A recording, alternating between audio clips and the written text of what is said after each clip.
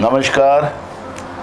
आजच्या रक्षाबंधनाच्या आणि नारळी पौर्णिमेच्या मनापासून मी माझ्या सगळ्या भगिनींना आणि माझ्या मातांना शुभेच्छा देतो.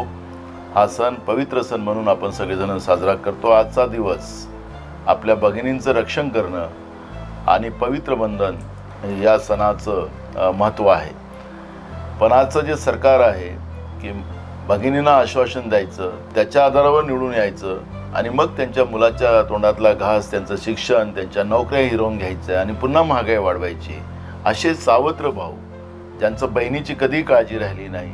महाराष्ट्र हा महिलांवर अत्याचार करणारं महाराष्ट्र, अशा या महाराष्ट्राची ओळख जी झालेली आहे ही पुसून काढण्याचं काम आपल्या सगळ्यांना करायचं आहे. तुमचा सच्चा भाऊ म्हणून मी माझ्या बहिणींना आणि माझ्या मातांना आश्वस्त करतो की मी तुमच्या पाठीशी सक्षमपणे उभा आहो. तुम्हाला न्याय मिळवून देणं हेच आमचं ध्येय आहे. पुन्हा आपल्याला मनापासून शुभेच्छा देतो. धन्यवाद.